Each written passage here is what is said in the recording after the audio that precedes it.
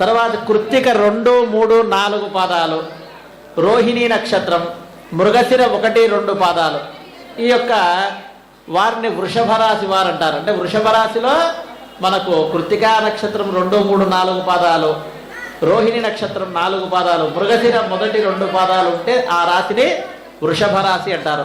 ఈ వృషభ రాశి వారికి ₹2 ఆదాయము, ₹8 ఖర్చు. ₹2 ఆదాయము, ₹8 ఖర్చు.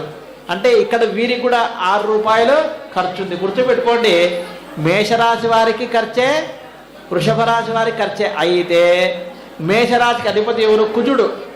ఈ సంవత్సరానికి రాజు కదా కుజుడు. రాజు యొక్క అనుగ్రహం గనక ఉంటే, కొంత దైవానుగ్రహం అంటే మనం దుర్గాదేవిని ఉపాసన చేయడం వల్ల ఆ ఫలితం అంతా కూడా, ఆ దుష్ట ఫలితం అంతా పోతుంది.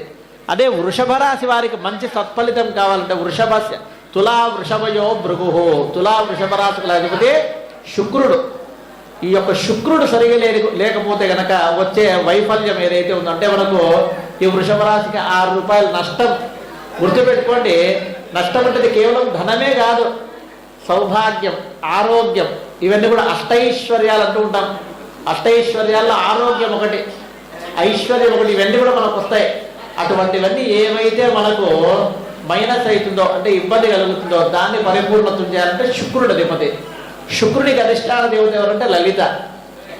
ఇప్పుడు లలితా సహస్రనామంలో కూడా మన ఆరాధ్య ఛానల్ ద్వారా ఇచ్చినాం. ఏం చెప్పినామరా అంటే, నీకు ధనం కావాలి అంటే ధనం మీద అంటే ₹10 మనం సంపాదించుకోవాలి, దీనికి ఏం చేస్తే మంచిది?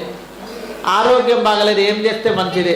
సంతానం లేదు, ఏం చేస్తే మంచిది? ఇప్పుడు నేను చెప్పినా కదా, ఆ ₹6 మైనస్ అనేది ₹6 డబ్బే కాదు, అన్ని విధాలుగా 6 విధాలుగా మనకు ఆ మైనస్ ఉంటుంది. అవన్నీ పోగొట్టేదానికి మీకు ఏమి ఇబ్బంది ఉంటుందో ఆ ఇబ్బందిని సవరణ చేసుకునేదానికి వృషభ రాశి వారికి అందరు కూడా లలితా సహస్రనామంలో ఇప్పుడు చూడు, మీరు అనొచ్చు అవి 183 శ్లోకాలు ఉన్నాయి స్వామి, అన్ని శ్లోకాలు మేము పఠించడం అంటే కష్టం. ఇప్పుడు ఆడవాళ్లకు ఇంట్లో పని చేసుకోవాలా, దేవాలయం పోవాలా, మంచి చెడ్డ చేసుకోవాలి, ఇవన్నీ ఉంటాయి. స్త్రీకి మీ యొక్క పనే మీకు పరమౌషధం అని చెప్పి వేదం చెప్పినారు. కాబట్టి చిన్న చిన్న రెమెడీలతో, అంటే ఆ లలితా సహస్రనామంలో మీకున్న ఏం ఇబ్బంది ఉందో ఆ ఇబ్బందికి తగిన విధంగా మనం ఛానల్ ద్వారా అవి కూడా చెప్పినాం. కాబట్టి దాన్ని మీరు పాటిస్తే కనుక ఆ యొక్క శుక్రుని యొక్క అనుగ్రహం ఎప్పుడైతే వస్తుందో వృషభ రాశి వారికి అంతా కూడా జయము, లాభం అంతా కలుగుతుంది. Thanks for watching. Please comment, like, share and subscribe our channel.